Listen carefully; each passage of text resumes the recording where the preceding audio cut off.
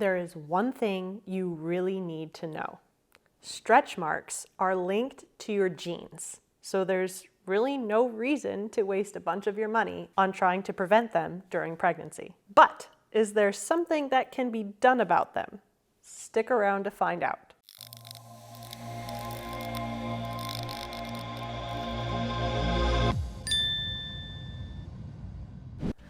Welcome to the Deconta channel, where we discuss all things educational and we never duck away from difficult topics, including the science behind stretch marks. In order to know what options we have for striae gravidarum, i.e. stretch marks that occur during pregnancy, we first need to understand how they are genetically linked to the pregnant woman.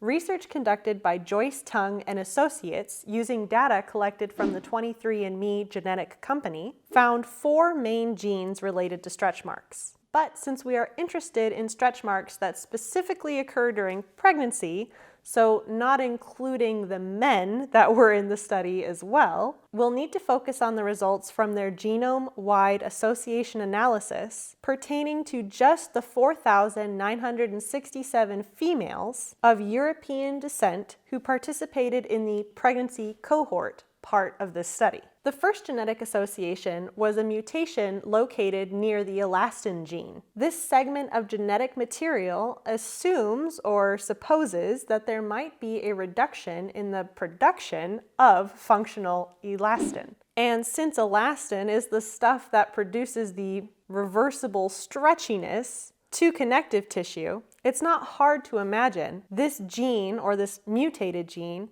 being a part of the root cause for stretch marks during pregnancy. The second genetic association is a missense variant located within the SRPX gene. This mutation causes the amino acid phenylalanine instead of serine to be made.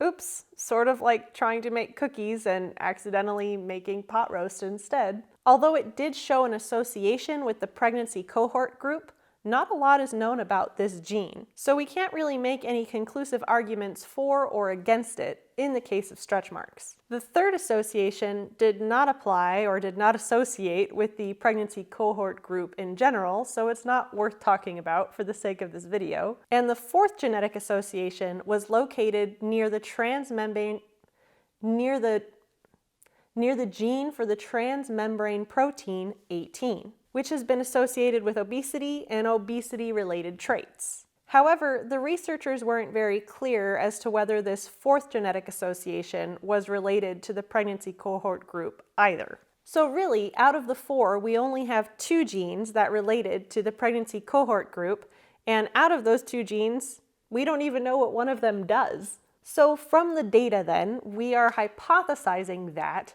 the elastin gene, or the lack of being able to make elastin according to your genes, is what would be causing the stretch marks during pregnancy. After all, stretch marks are just tiny little tears within the supporting middle layer of skin, i.e. tears in the elastic fibers, that is, which ruptures the collagen. That's great and all, but how do we use this information to get rid of them? Well, if you were going to try and treat these battle scars of pregnancy as opposed to wearing them with pride, you'd find that there's not a 100% completely effective means of getting rid of pregnancy stretch marks. And that's likely because the current methods of laser treatments or topical ointment treatments are all focused on trying to produce more collagen rather than produce more elastin, which might actually be the root cause here that we're trying to combat, according to our genetics. So unless the cosmetic industry comes up with a safe new means of being able to stimulate elastin production, we'll just have to live with the fact that this phenomenon, which affects up to or greater than 90% of pregnant women, is simply one that just needs to be embraced. Besides, those reddish-purplish marks will gradually fade to their grayish-whitish marks in a period of about 6 months postpartum anyways, all on their own. And if they really still bother you by that point, then it's always possible to try the lasers and the creams, or even tattoo cover-ups, so that you're not wasting your hard-earned money before then if they would happen to disappear on their own anyways. It might not be the happy ending you were hoping for by watching this video, But it's also kind of a relief that you know that there's nothing really you can do about them, right? Which is kind of like how I felt during week 37 of pregnancy, summarized as follows. And this is my reality at 37 weeks pregnant.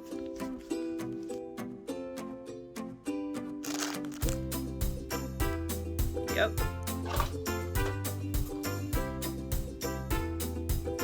Need I say more? So you want to know what the best part of suppositories is? Is when you don't realize that your butt looks like this before you go grocery shopping. Yep.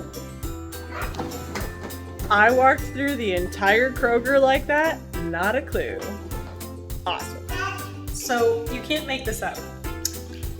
After that whole Preparation H suppository incident today at the grocery market in my pants, I'm taking a bath with my daughter, and we put in one of those fizzy bath bombs that has the surprise in the middle.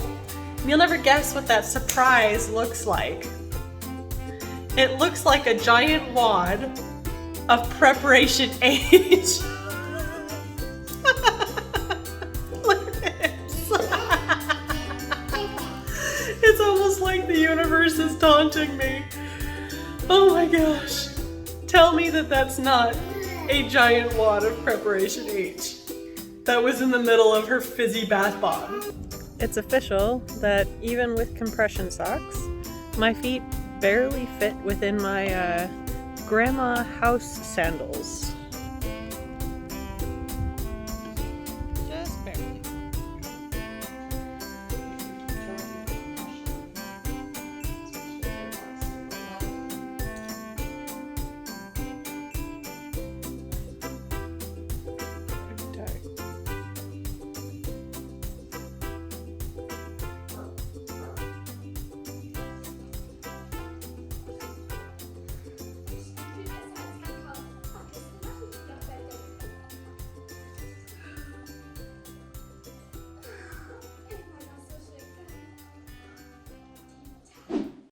And just what is our 37-weeker up to in there? Our baby is probably about 18 inches or 45.7 centimeters long.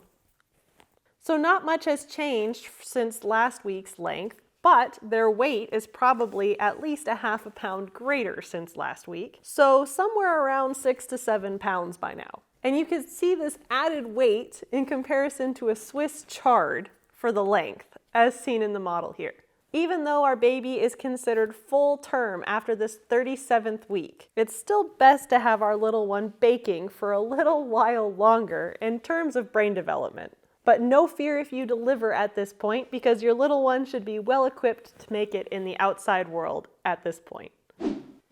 So here's the bottom line, according to the science. There's no proven way to prevent stretch marks during pregnancy. Although you may still want to keep using your coconut oil to prevent the itchiness as your belly skin stretches. And if you do happen to develop stretch marks, it's likely encoded in your genes. But there is relief in that you can try and decrease their appearance by various methods, such as laser, ointments, or tattoos, after that 6-month postpartum period to see if they fade away on their own. And the best case scenario would be to find a way to stimulate elastin production, if the whole genetic premise of elastin is the correct hypothesis. For my own science-y curiosity, do you know if your mom or your grandma had stretch marks during their pregnancy? And if so, do you also have stretch marks during your pregnancy? Let me know in the comments below. It would be interesting to see as to whether or not this whole genetic idea is holding up. These videos take quite a bit of time to make, but it would only cost you 1 second to like this one. And to follow me in next week's video for this 40-week pregnancy series, following me all the way to the birth of my little one, all you have to do is subscribe. Thanks for watching, and see you next week.